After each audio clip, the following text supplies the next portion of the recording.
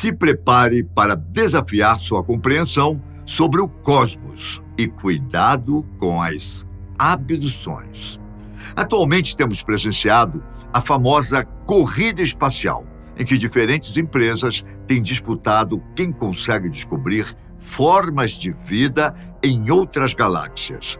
Mas, por enquanto, não há indícios de existir formas de vida nos exoplanetas explorados através de imagens de satélites que flutuam pelo espaço.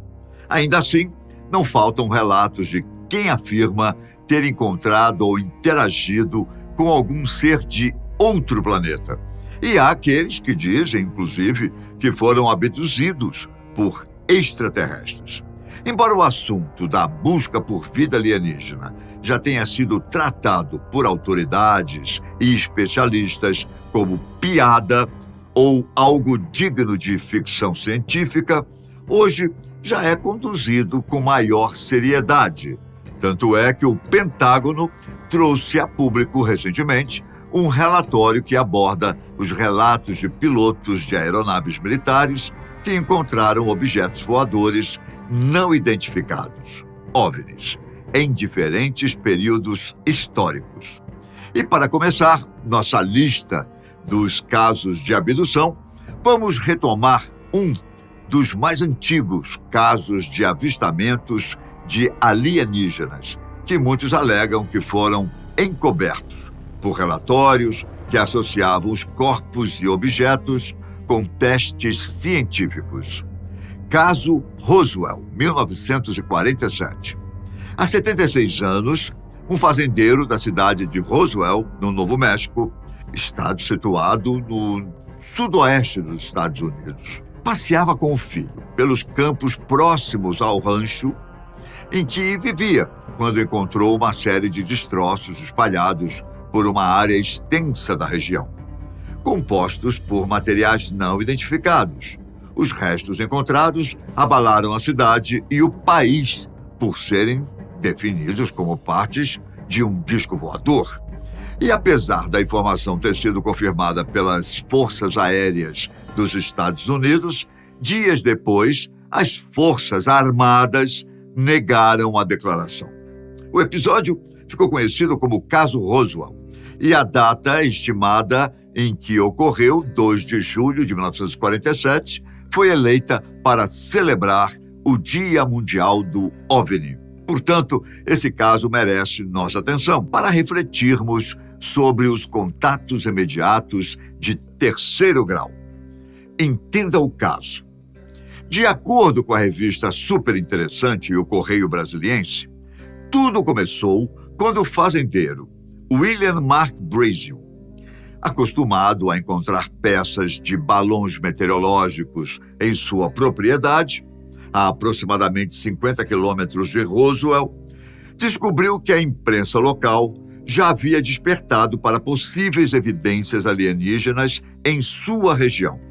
Ele então recolheu uma série de destroços de materiais não identificados e mostrou para alguns conhecidos da cidade. O negócio é que estes novos achados não se pareciam nada com os restos de balões meteorológicos que ele estava acostumado a reconhecer em seu território. O fazendeiro afirmava veementemente que os restos que estavam espalhados em sua propriedade não era de algo conhecido. E é a partir daí que o major Diss Marshall entra em cena para efetivar o reconhecimento dos materiais. No dia 6 de julho, o fazendeiro havia ido à delegacia local para reportar os achados. E após a averiguação da perícia, o porta-voz da base aérea de Roswell, identificado pelo nome de Walter Holt, distribuiu um comunicado à imprensa confirmando que os destroços, de fato, pertenciam a um possível disco voador. Os diversos boatos relativos ao disco voador tornaram-se ontem uma realidade quando o setor de informação da 8ª Força Aérea, Aeroporto Militar de Roswell, teve a sorte de tomar posse de um disco, graças à cooperação de um fazendeiro local e do gabinete do xerife do condado de Chaves. o objeto voador pousou em uma fazenda nas proximidades de Roswell no decorrer da semana passada. Bom, a notícia se espalhou pela cidade e o jornal Roswell Daily Record publicou a nota em 8 de julho de 1947, ressaltando que a Força Aérea havia capturado um disco voador. No entanto, no dia seguinte, o jornal se retratou, alegando o previsível, que os destroços pertenciam a um balão meteorológico.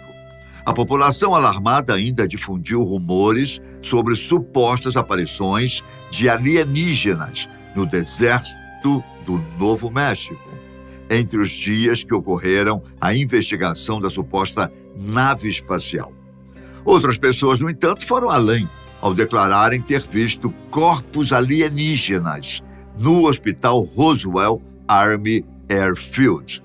Praticamente 30 anos após o acontecimento, o próprio Jesse, major que havia dirigido a missão, em uma entrevista ao ufólogo Stanton Terry Friedman, relatou que acreditava que os tais objetos não identificados, de fato, pertencessem a uma nave alienígena. Um ano depois, em 1979, o coronel Thomas J. Dubose, que também participou do recolhimento dos destroços de Roswell, afirmou em público que a explicação sobre o balão foi uma alternativa para encobrir a verdadeira história e que os materiais apresentados aos jornalistas em uma entrevista coletiva da época haviam sido trocados. Em 1994, o governo norte-americano se pronunciou, informando que os destroços de Roswell eram parte do projeto secreto Mogul, que usava balões equipados para detectar testes nucleares soviéticos. Posteriormente, em 1997, o Quartel-General das Forças Armadas dos Estados Unidos publicara o relatório O Incidente de Roswell, Caso Encerrado.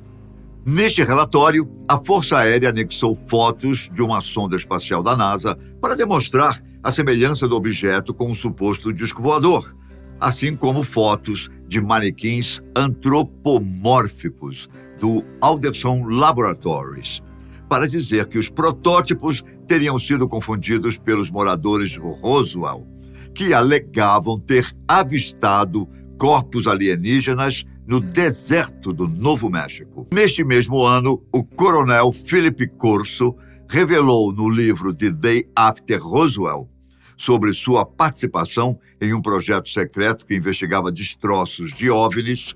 Segundo o autor, as peças encontradas em Roswell serviram de base para o desenvolvimento de tecnologias como raio laser, fibra óptica, visão noturna, Kevlar e circuito integrado.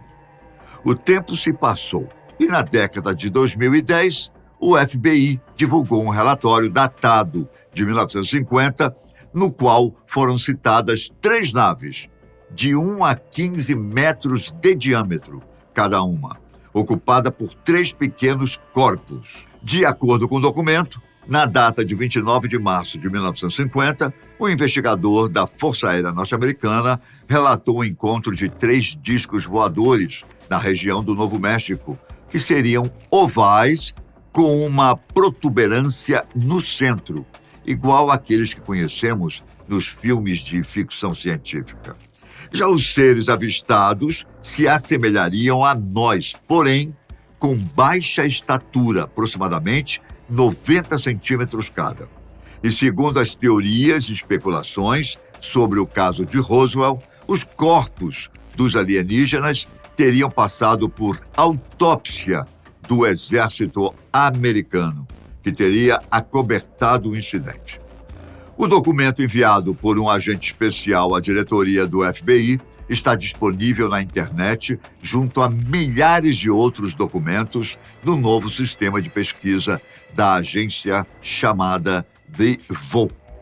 No entanto, o nome do investigador que teria descoberto os discos voadores e do agente a quem ele relatou o ocorrido teriam sido rasurados no documento disponível na web.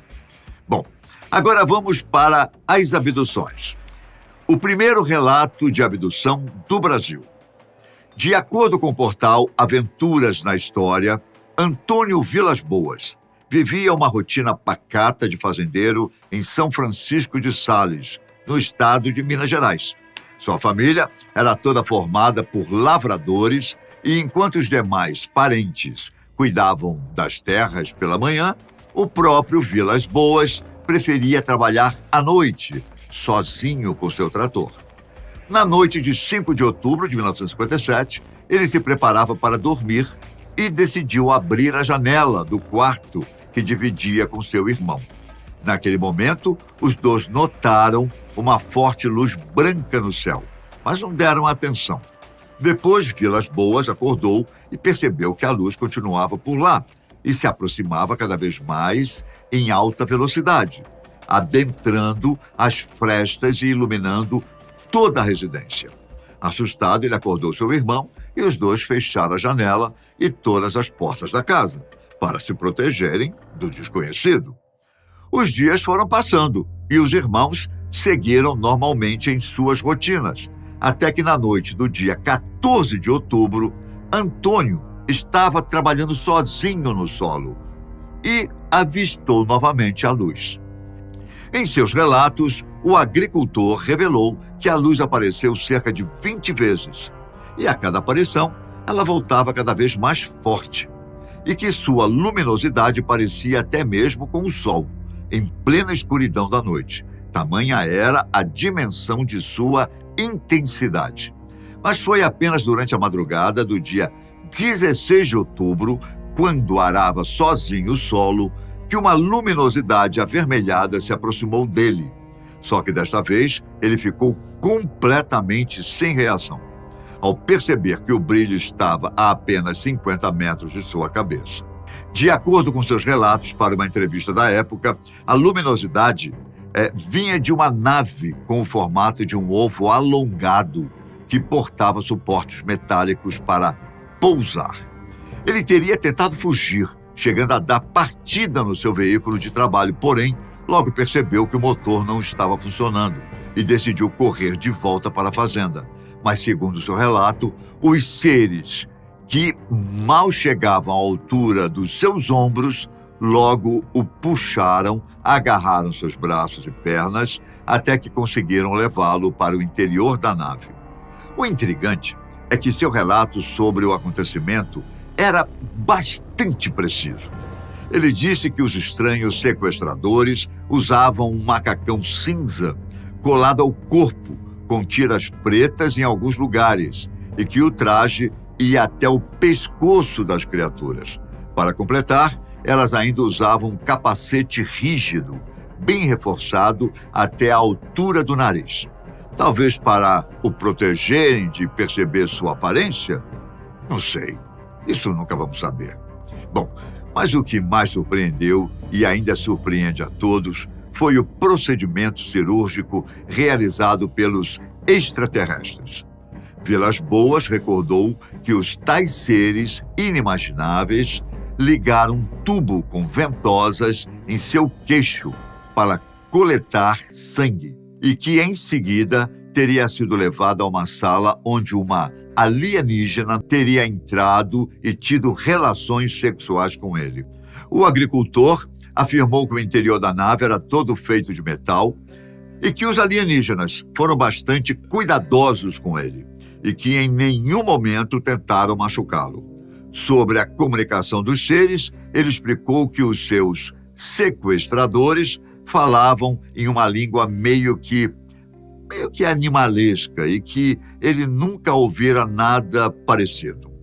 Sobre o ambiente em que foi levado para o encontro com a mulher alienígena, ele relatou que o local estava cheio de um gás doce que o deixou nauseado, mas ao mesmo tempo percebeu que a fumaça tinha poder afrodisíaco e descreveu a mulher com um aspecto estranho, apesar de não parecer humana, e que seus lábios eram bastante finos e quase invisíveis. Os pés eram pequenos e as mãos eram compridas e finas. Já os dedos e as unhas eram normais. E assim como os outros seres, a mulher também era bem mais baixa para os padrões humanos. Após o ato, Vilas-Boas foi levado para fora da nave. Não há muitas evidências que indiquem que tudo isso ocorreu, mas Antônio mostrou de fato marcas no corpo e sintomas de exposição à radiação moderada. Segundo as fontes sobre ufologia, o agricultor morreu em 1957 e em seu obituário consta que a causa da sua morte foi por conta de uma hemorragia subaracnoidea, comum em aneurisma da artéria basilar e hipertensão arterial. Desde criança, Hilary Porter é abduzida. Hilary Porter atuou no Ministério de Defesa da Inglaterra e, embora tenha uma atividade profissional comum, a inglesa sabe que grande parte das pessoas duvida da sua sanidade. É que ela afirma que foi abduzida tantas vezes por seres de outros mundos que até já perdeu as contas de quantas vezes esses incidentes aconteceram. De acordo com ela, a primeira abdução, de que consegue se lembrar, aconteceu quando tinha apenas 5 anos de idade. Naquele dia, ela estava brincando no quintal até que um alienígena de aparência estranha teria aparecido e a levado para o interior de uma nave. Em seguida, Hilary alega que estava em uma sala com luzes coloridas e figuras se movendo. Segundo ela, esses encontros aconteceram durante toda a sua vida. E, de acordo com seus relatos, após os eventos, ela sempre acorda com dores de cabeça, mal-estar e até mesmo cicatrizes e hematomas no corpo. No entanto, em sua fase adulta, ela revelou que as ditas abduções aconteceram com menor frequência. Mesmo assim, Porter diz que continua observando fenômenos estranhos na área próxima de sua casa, com formas triangulares que parecem flutuar e luzes brilhantes. Ela descarta a possibilidade de que os OVNIs sejam aviões militares, insistindo que os objetos têm aparência e sons diferentes daqueles das aeronaves. Sobre sua experiência, ela relatou ter passado por procedimentos cirúrgicos e, inclusive, fez desenhos com base nas lembranças de seus encontros com tais seres de outras galáxias. A ex-funcionária do Ministério da Defesa alega que os seres se comunicam entre si por meio de telepatia e foram enviados à Terra para extrair material genético humano. O caso dos lenhadores e Travis Walton. Em novembro de 1975, 6 lenhadores disseram ter visto seu colega Travis Walton ser atingido por um feixe de luz emitido por um OVNI pairando sobre as árvores. Os trabalhadores reportaram Walton como desaparecido, o que levantou a suspeita da polícia de que ele tenha sido morto pelo grupo e seu corpo descartado. No entanto, Walton apareceu 5 dias depois, alegando ter sido abduzido por extraterrestres. Ele descreveu ter acordado em uma mesa rodeado por pequenos seres vestindo roupas alaranjadas. Suas peles eram lisas e em tom de giz, e suas cabeças carecas e grandes demais para seus corpos. Já os olhos das criaturas eram castanhos, grandes e brilhantes. O lenhador escapou dos extraterrestres e saiu em fuga pela nave. No entanto, ele acabou encontrando mais humanos a bordo da nave, vestidos com uma espécie de uniforme azul. Eles não falaram com Walton, mas forçaram uma máscara de gás em seu rosto até que perdesse a consciência. Após o acontecimento, Walton disse que a próxima coisa da qual se lembra é de acordar tremendo e confuso na beira de uma estrada no Arizona. As aventuras de George Adamski. George Adamski nasceu na Polônia em 1891 e se mudou para os Estados Unidos com a família durante a juventude. Ele morreu em 1965 E mesmo um século após sua morte, Adamski continua como uma das personalidades mais controversas quando o assunto são os OVNIs. Isso porque ele fez várias fotos do que afirmou serem discos voadores. Mas especialistas analisaram o material e esclareceram que as imagens eram falsas ou mostravam objetos do cotidiano. Ele publicou livros sobre suas aventuras com seres que seriam de outros mundos e até conquistou fãs dos seus relatos. Ele alegava que observou seu primeiro OVNI em 1946, o que descreveu como um objeto grande e preto que seria parecido com um dirigível. Já em 1952, ele afirma que teria se encontrado e até se comunicado com um visitante vindo de Vênus. O encontro teria ocorrido em um deserto da Califórnia e o extraterrestre teria vindo para avisar a humanidade para parar de se envolver com bombas atômicas antes que destruíssem o planeta. E se considerarmos as condições extremas de temperatura e pressão em Vênus, o relato fica ainda mais absurdo. Os críticos das histórias dele o retratam como uma pessoa, digamos, excêntrica, mas inofensiva. Já pesquisadores e até autores famosos, como Arthur C. Clarke, afirmam que Adamski fez um desserviço com suas afirmações. Jess Long e o cruzamento híbrido. Jess Long tinha apenas 5 anos de idade quando disse ter sido abduzido por extraterrestres pela primeira vez. Ele estava explorando um bosque com seu irmão quando os dois supostamente teriam se deparado com uma estrutura circular em uma clareira. Foi aí que uma criatura muito alta surgiu e paralisou os garotos. Jess se lembra de ter sido trazido para dentro da nave e colocado sobre uma mesa fria. Ele relatou que podia sentir os seres ao seu redor cutucando e espetando suas pernas. E informou que foi abduzido outras vezes ao longo dos anos seguintes. O rapaz alega ter servido como cobaia, incluindo a retirada de espermatozoides para que fossem utilizados em um cruzamento híbrido com uma extraterrestre. Em 1990, ele disse que os extraterrestres o apresentaram a um bebê, alegando ser seu filho, e que ele, inclusive, conheceu mais 9 seres híbridos, provenientes do sêmen do terráqueo. Jesse, aos 65 anos de idade, relatava que sabia que muitas pessoas não acreditavam na sua história, mas que ele sempre contou a verdade. E você? Já conheceu alguém que foi abduzido ou alguma história do tipo? Escreva pra gente nos comentários e até a próxima. Tchau.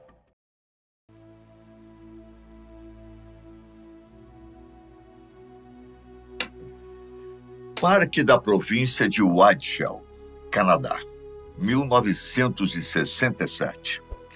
Um mecânico industrial e geólogo nas horas vagas, Stefan Michalak, viveu momentos que depois seriam chamados de o incidente de Falcon Lake, um dos mais bem documentados casos de OVNIs até hoje. Eu sou Ivan Lima e seja bem-vindo ao canal Fatos Desconhecidos.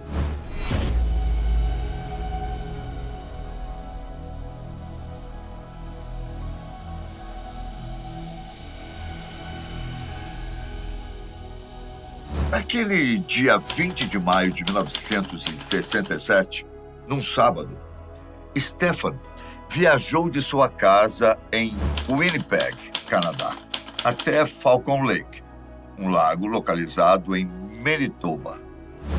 Era comum ele viajar sozinho a fim de procurar quartzo e também ouro, níquel e outros minerais, pedras e metais raros ou preciosos. Não era sua primeira vez naquele local. Afinal, ele costumava ir a estes lugares mais distantes e isolados a fim de satisfazer seus anseios de geólogo, mesmo sendo amador.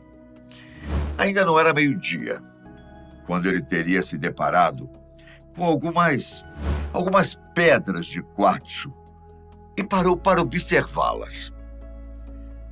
Em certo momento, ele viu que alguns pássaros e gansos se agitaram repentinamente. E ele até imaginou que se tratava de algum animal maior. Foi quando pontos luminosos no céu lhe chamaram a atenção.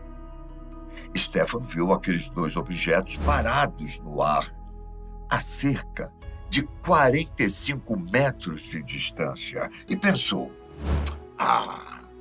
devem ser os Yankees testando suas novas aeronaves. Yankee era como ele chamava os americanos, que de fato possuem esta alcunha, especialmente os moradores do norte dos Estados Unidos.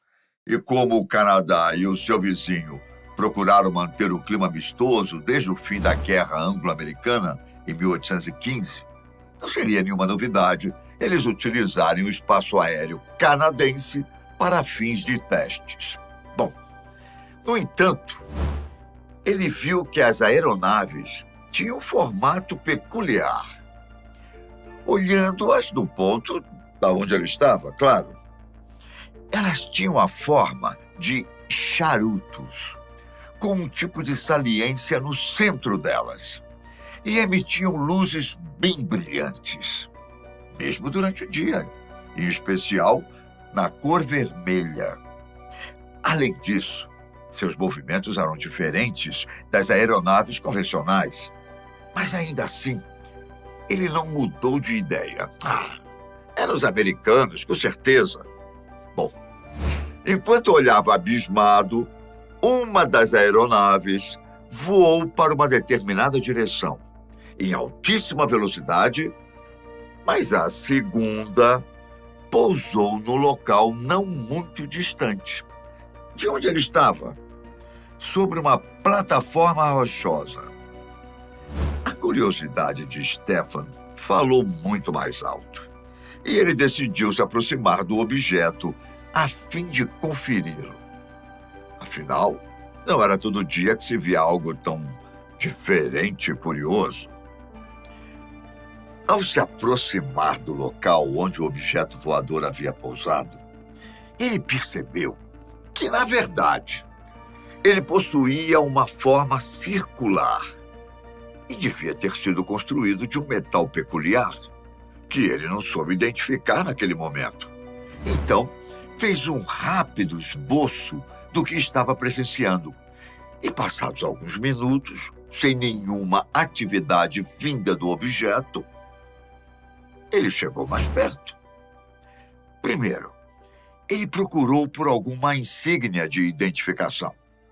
No entanto, não encontrou nada que desse qualquer sinal de propriedade ou país e observou que a nave visivelmente não tinha emendas, além de possuir uma superfície metálica muito lisa, que remetia a um vidro colorido.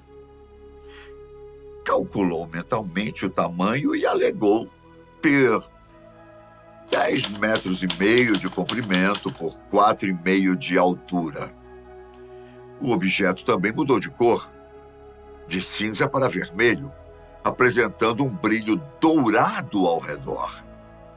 Bom, mais tarde, Stefan disse ter sentido um cheiro de enxofre e o ar quente emitido pelo objeto.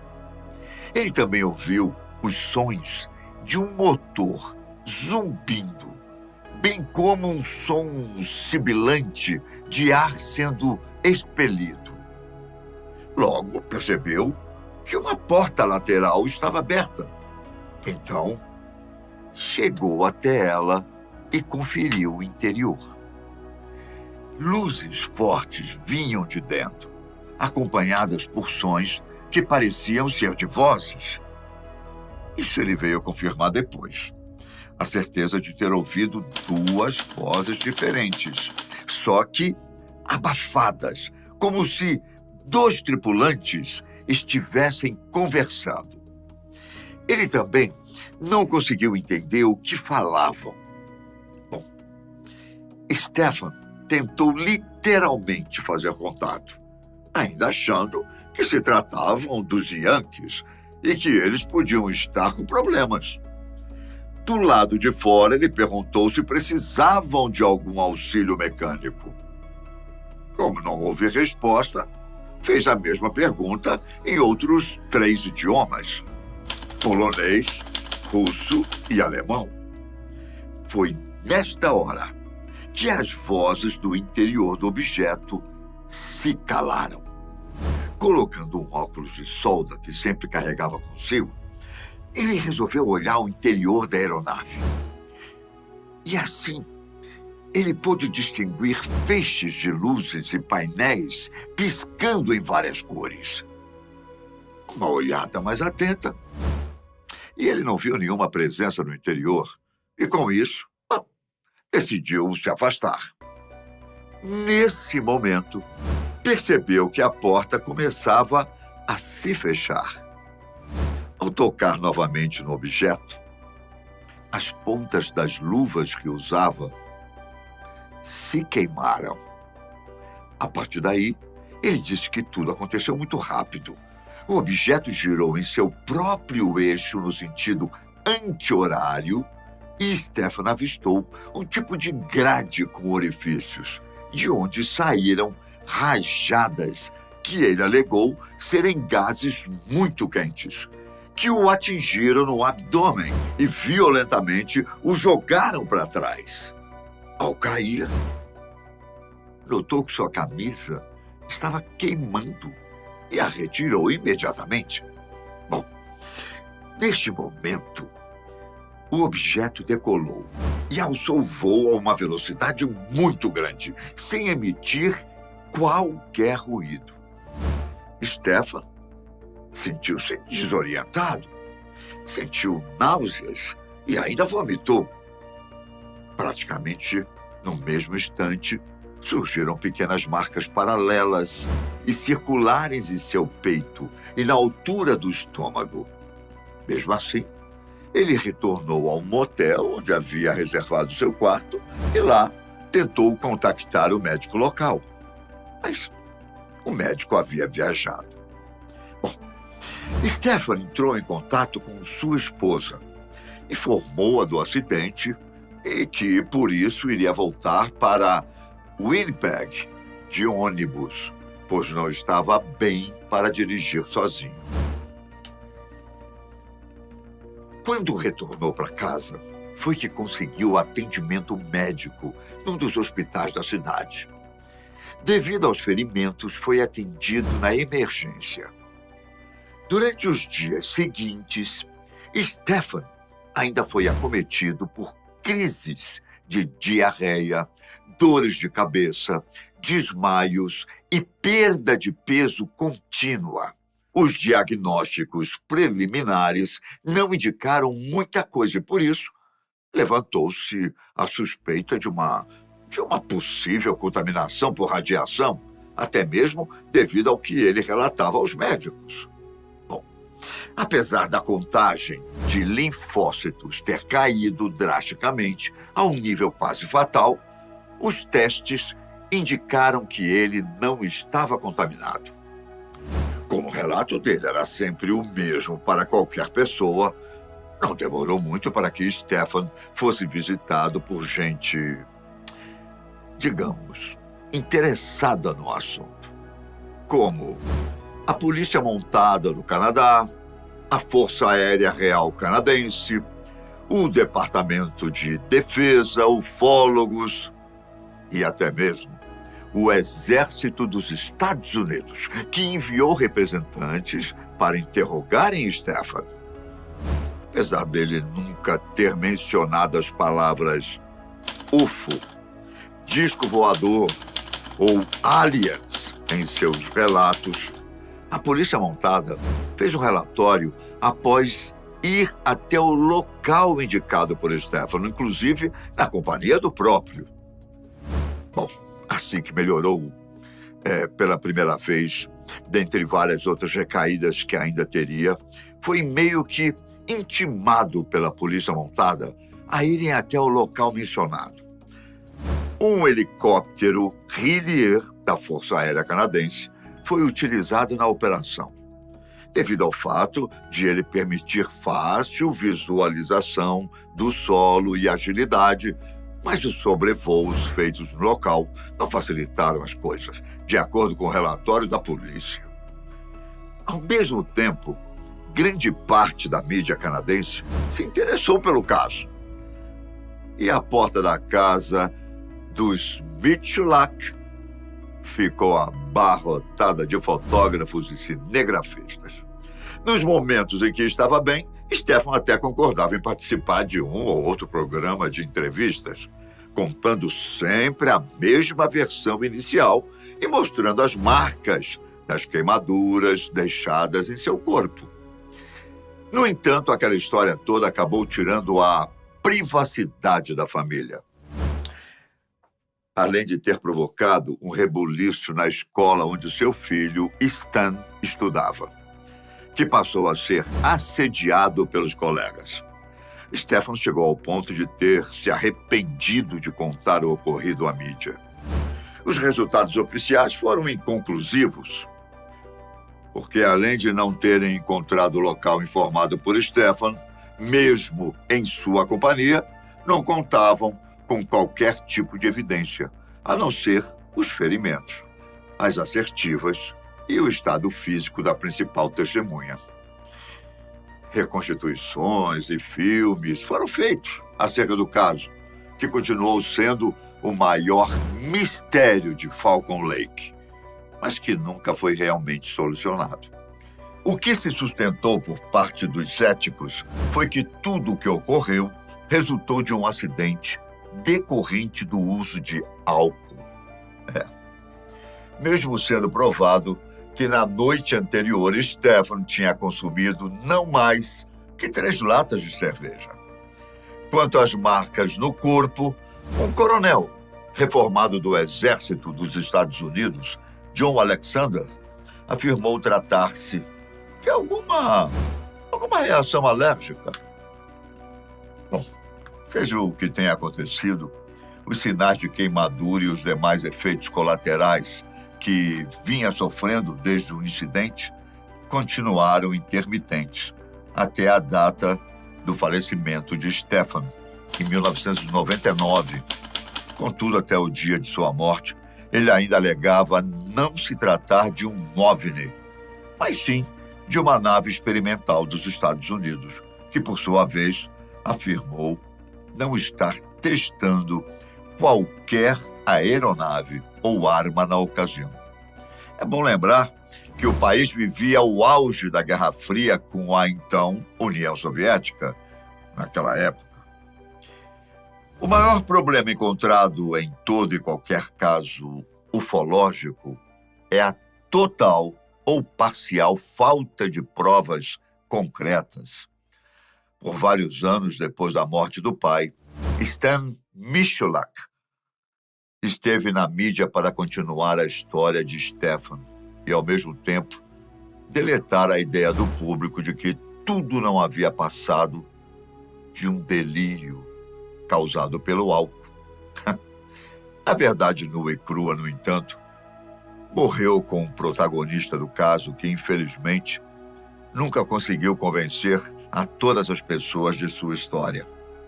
Assim, aconteceu e ainda acontece com várias testemunhas que irão guardar a história real em suas mentes até o dia que morrerem. Ou, como diz a expressão, até segunda ordem, até o momento em que a verdade seja finalmente revelada pelos causadores dessas histórias, isto é, os próprios alienígenas. Até a próxima.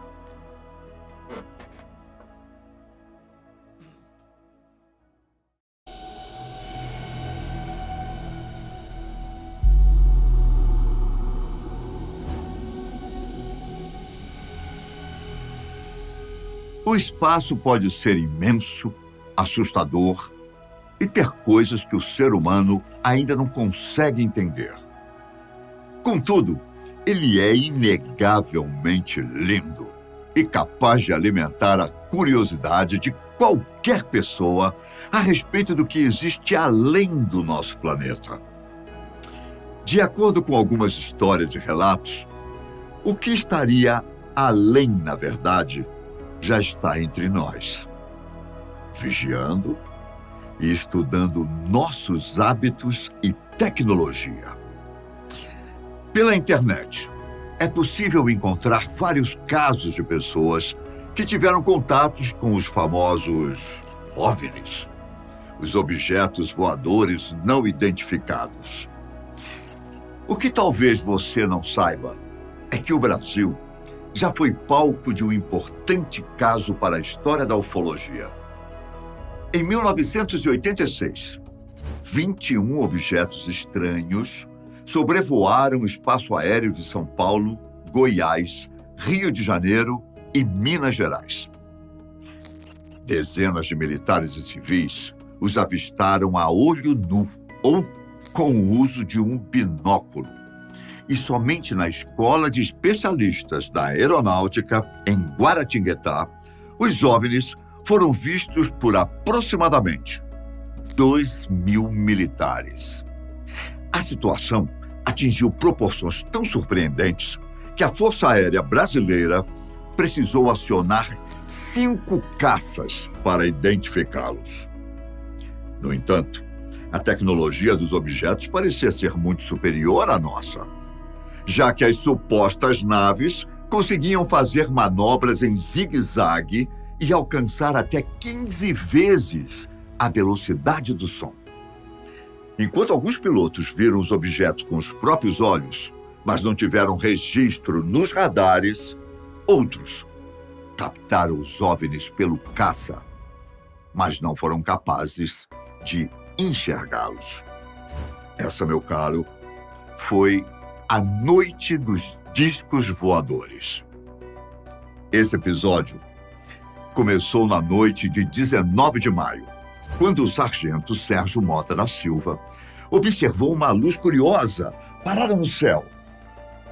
O relógio marcava 8 horas da noite no aeroporto de São José dos Campos, em São Paulo.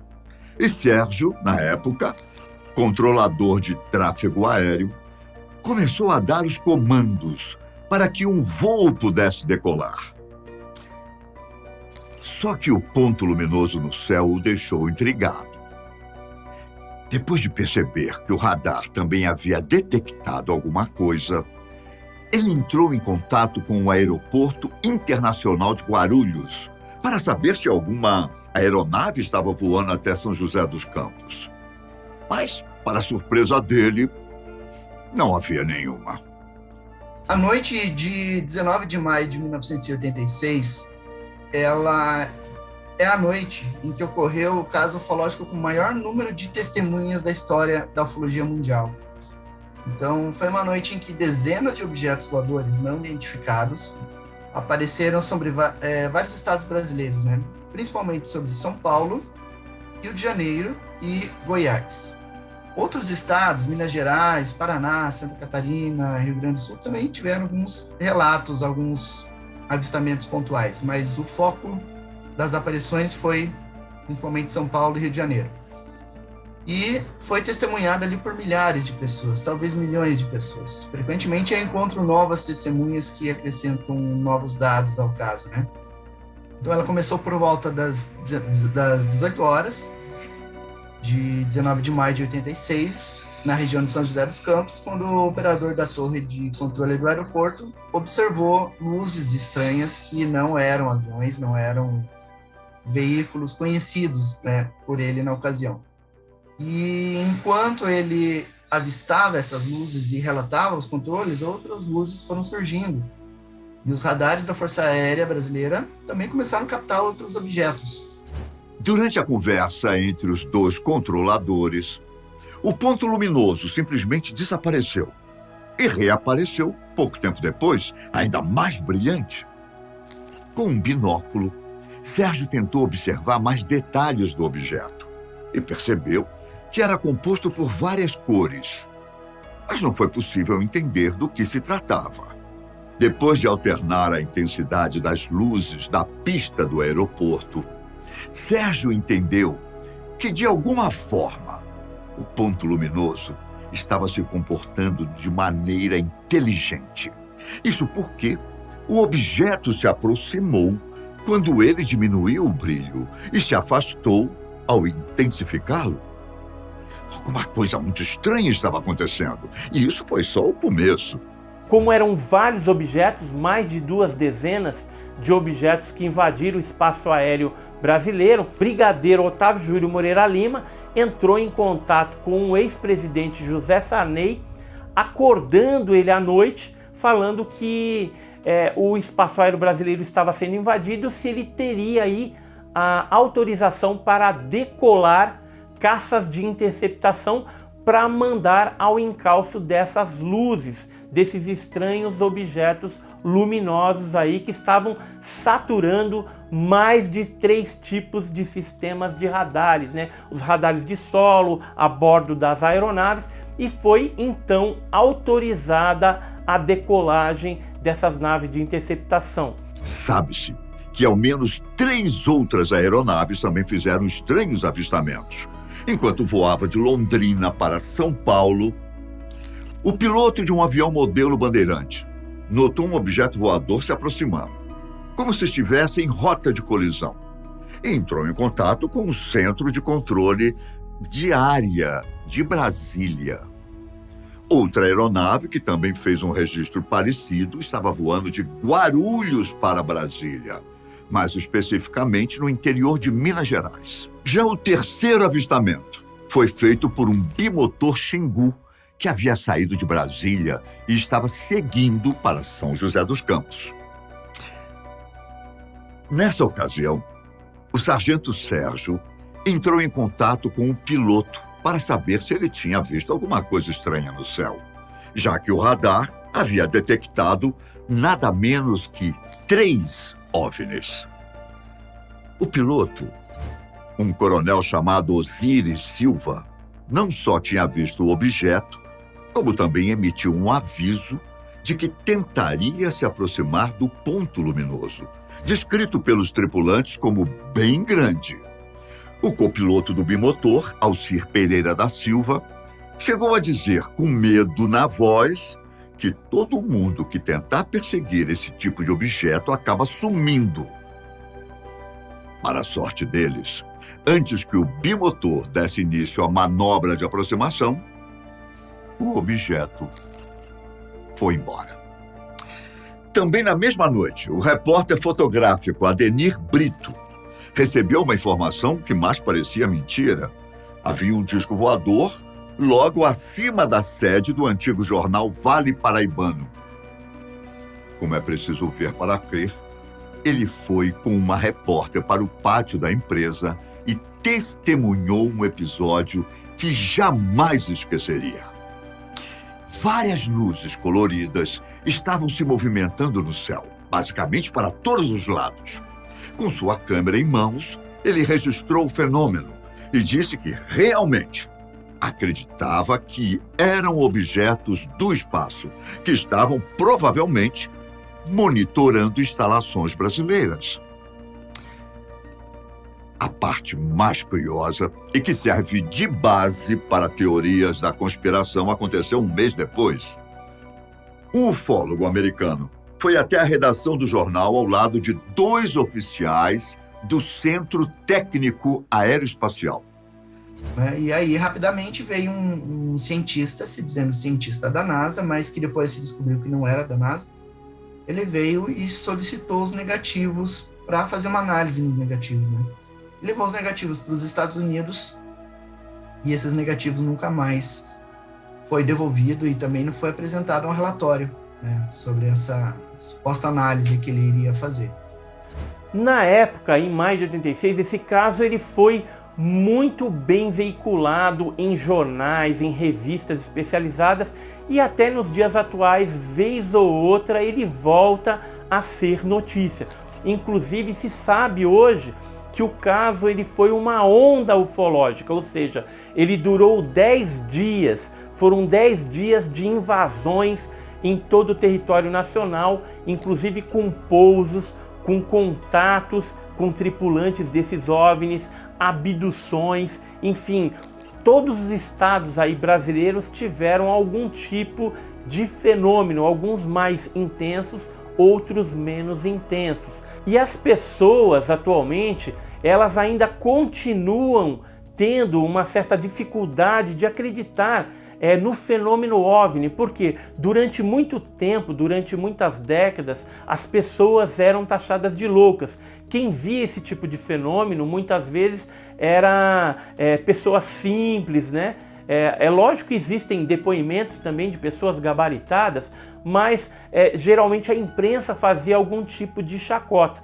É lógico que isso, com o advento da internet e tudo mais, tem mudado essa mentalidade. As pessoas estão mais atentas para esse tipo de fenômeno, e a imprensa, depois que o ex-presidente Trump liberou e pediu aí documentos a respeito de OVNI, os UAPs que estão falando agora, né, eles mudaram inclusive a nomenclatura, a imprensa mundial está dando aí uma atenção bem especial ao fenômeno OVNI. Eu acredito que dentro de pouco tempo aí as pessoas estarão sendo preparadas para novas revelações a respeito, talvez, de que o fato ele é real, que os OVNIs existem e que de repente, eu não sei se eles vão falar isso tão já, mas que em breve aí, talvez uns 10, 15 anos, alguma coisa por aí, a gente percebe,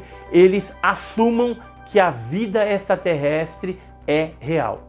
Ainda na fatídica noite dos discos voadores, as autoridades não estavam preocupadas somente com o que os objetos estavam fazendo no espaço aéreo. Grandes, capazes de fazer manobras que nenhuma aeronave conhecida poderia fazer, e com uma luz muito forte, os objetos voadores representavam um risco para outros aviões. O perigo de um desastre aéreo começou a tomar forma, e a aeronáutica decidiu agir assim que os detectou pelos radares. Curiosamente, eles estavam voando acima de instalações que a defesa aérea considerava estratégicas, entre elas a Academia da Força Aérea, na cidade de Pirassununga, em São Paulo, e Centro Técnico Aeroespacial e o Instituto Nacional de Pesquisas Espaciais, ambos em São José dos Campos. Então, isso exigia uma resposta do governo brasileiro, que precisava identificar o que eram esses objetos e qual era a intenção deles, né? Inicialmente, eles pensavam que seria uma ação de espionagem no território brasileiro, mas ao mesmo tempo em que eles achavam isso, eles já percebiam a estranheza dos objetos. Foi então que a Força Aérea Brasileira acionou 3 caças para interceptar as luzes. Um Mirage, da base aérea de Anápolis, em Goiás, e 2 F-5, que partiram com diferença de 20 minutos da base aérea de Santa Cruz, no Rio de Janeiro. Por mais que as aeronaves tivessem armamento pesado, o objetivo não era fazer uma aproximação agressiva, mas sim pacífica.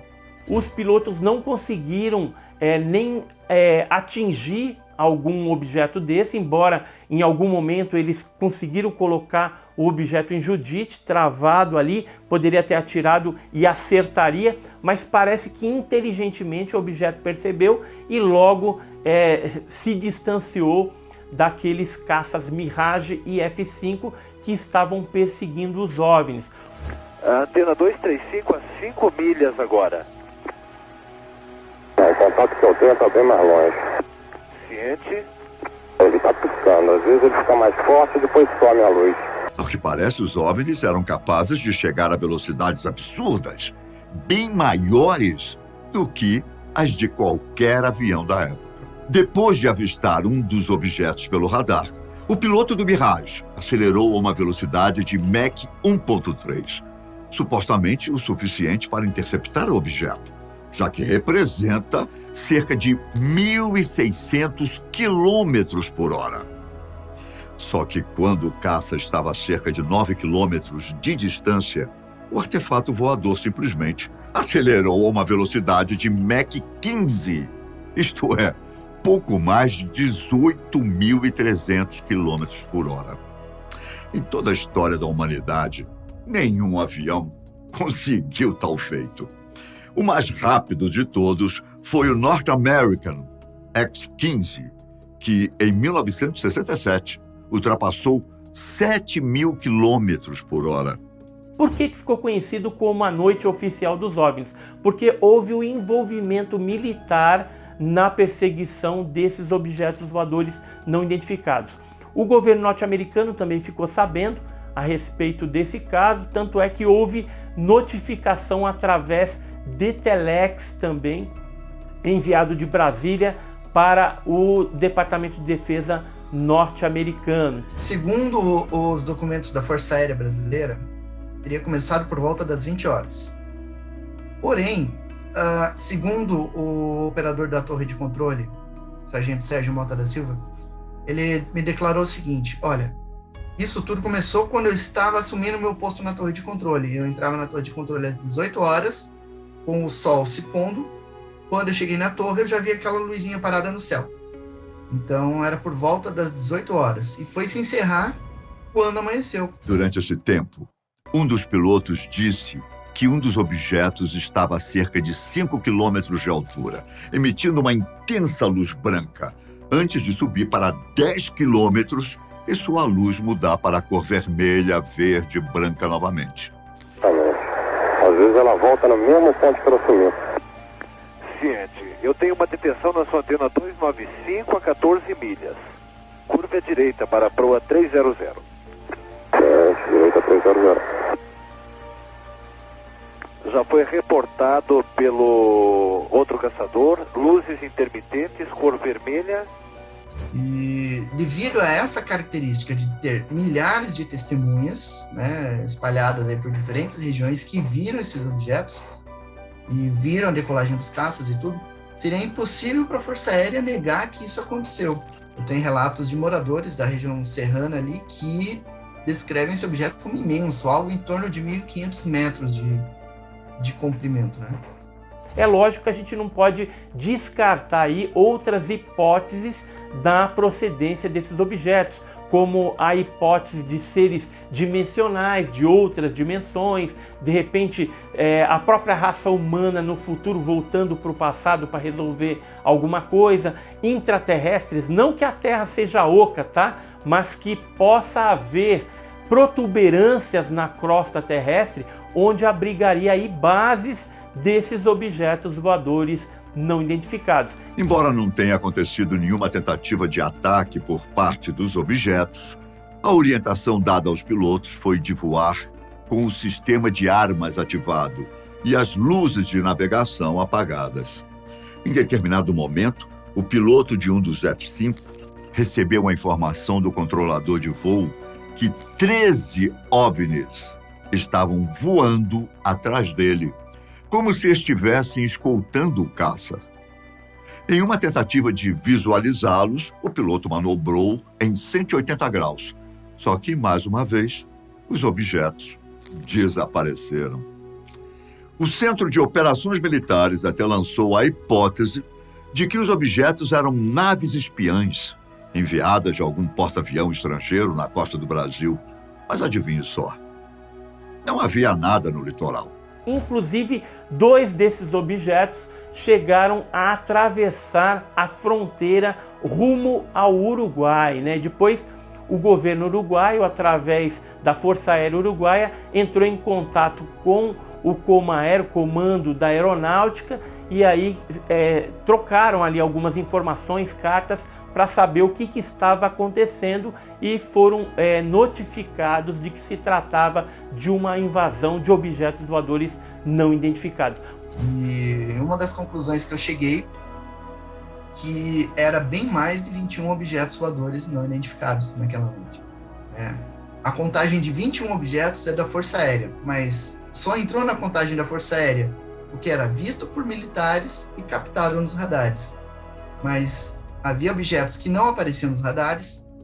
Todas as cidades de São Paulo, Rio de Janeiro e Goiás foram sobrevoadas naquela noite. Estados de Paraná, Santa Catarina, Rio Grande do Sul, Minas Gerais também foram sobrevoadas. Se a gente observa o mapa, a gente observa que é muito mais de 21 objetos. Mais 2 caças Mirage foram enviados da base aérea de Anápolis naquela noite. Entretanto, ao contrário dos outros, os pilotos não tiveram contato visual e o radar não registrou nenhum artefato voador. Houve outros registros do tipo em mais alguns estados brasileiros e da mesma forma abrupta com que apareceram, os objetos não foram mais vistos. Em uma coletiva de imprensa feita no dia 23 de maio de 1986, o ministro da Aeronáutica, Otávio Júlio Moreira Lima, declarou que 21 objetos voadores não identificados foram perseguidos por 5 caças da Força Aérea Brasileira. Ele não confirmou e muito menos negou que se tratavam de objetos alienígenas, apenas deu as informações técnicas e frisou que até o momento não havia nenhuma explicação. Desses 3 Mirages, 2 se acidentaram depois da noite oficial. Um deles caiu 2 meses depois da noite oficial, caiu lá em junho, e o outro caiu um ano e 8 meses depois da noite oficial. E não se tem informação das causas. O que levou à queda desses 2 Mirage? Não existe nenhuma teoria ou conjectura que possa explicar o porquê que 19 de maio de 86 houve aquela grande invasão de mais de 2 dezenas de objetos voadores não identificados no espaço aéreo brasileiro. Mas a ufologia ela estuda certas ondas. O que são ondas ufológicas?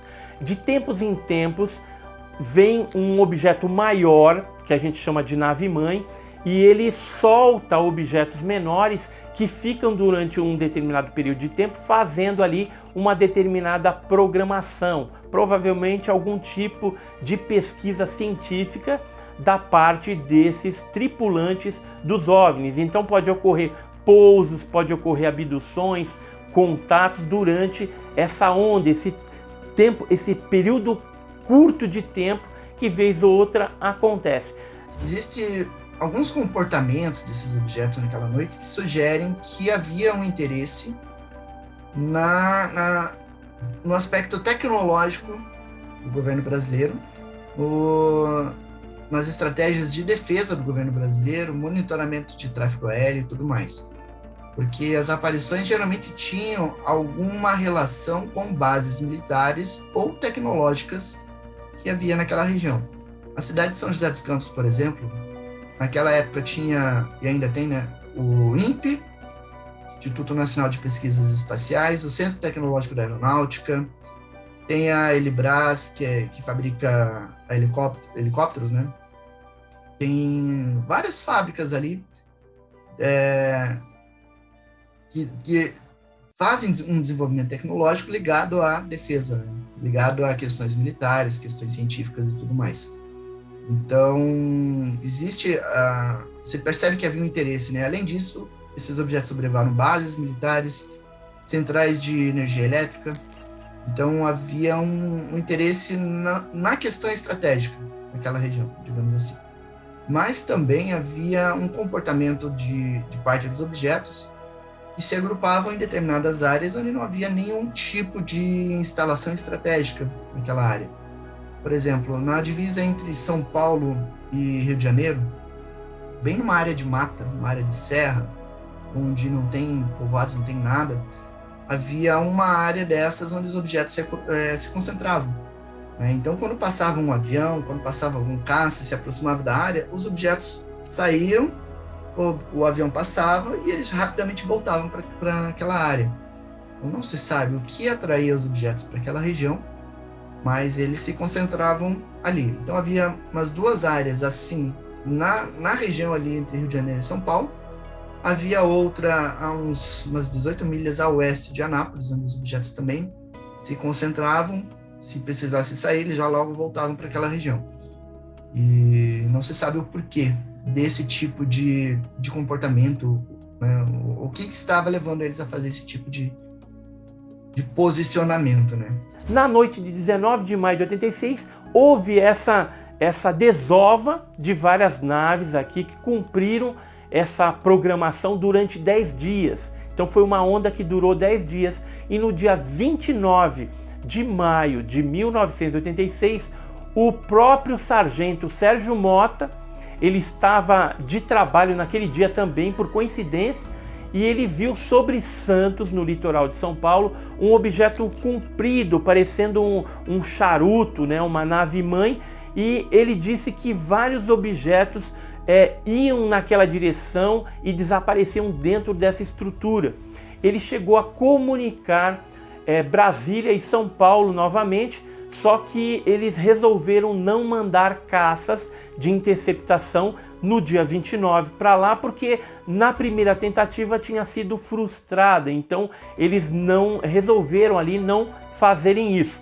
Depois de um certo tempo, aquele objeto maior, já recebendo vários objetos menores e luminosos que vinham de todas as partes, esse objeto maior ele levantou voo e foi embora rumo ao espaço, desaparecendo. Alguns moradores ali do litoral paulista viram esse fenômeno, né, dos OVNIs ali, esse objeto maior também sobre a faixa litorânea da cidade de Santos.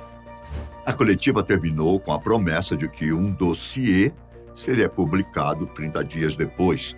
Mas os dias se transformaram em semanas, as semanas em meses e somente 23 anos depois que um relatório sobre a noite veio a público. Em setembro de 2009 foi divulgado um documento com a seguinte informação: como conclusão dos fatos constantes observados em quase todas as apresentações, este comando é de parecer que os fenômenos são sólidos e refletem, de certa forma, inteligência, pela capacidade de acompanhar e manter distância dos observadores, como também voar em formação, não forçosamente tripulados. Refletem, de certa forma, inteligência. Só que essa não é a parte mais interessante. Esse mesmo relatório estava datado de 2 de junho de 1986. Curioso, você não acha? Os materiais envolvendo esse e outros casos de OVNIs no Brasil foram encaminhados para o Arquivo Nacional. Dentro do acervo, os documentos sobre estranhos objetos voadores são os mais acessados. Passou os 30 dias, a Força Aérea não liberou esse relatório. A imprensa também não fez uma grande pressão na Força Aérea para liberar essa investigação. E o caso começou digamos assim, a ganhar panos quentes, né? Começaram a meio que acobertar o fato, deixar ele, digamos assim, em off, né? Para que as pessoas não comentassem tanto, e o caso acabou caindo no esquecimento, né? E da parte dos ufólogos, ficou apenas aqueles comentários que já se sabia na época: eram 21 objetos, a Força Aérea perseguiu, mandou 5 caças, e ficou por isso. Não houve uma investigação mais profunda da parte dos ufólogos, né? E isso aconteceu por vários motivos. Não foi só a noite de 19 de maio. Já antes disso, já estava tendo uma grande quantidade de avistamentos. Depois disso também houve uma grande quantidade de avistamentos. No dia 29 de maio, para ter uma ideia, várias pessoas estavam vendo aqueles objetos de novo em várias regiões. O radar da Força Aérea pegou um objeto no mar, à frente de Santos, que tinha aproximadamente 11 quilômetros de extensão. Foi visto por pessoas na praia, foi captado pelos radares da Força Aérea. E a Força Aérea não poderia simplesmente divulgar essas informações, então ela restringiu o acesso. Um caso dessa envergadura envolvendo militares, ele tem para a ufologia, para o estudo do fenômeno OVNI, uma importância ímpar.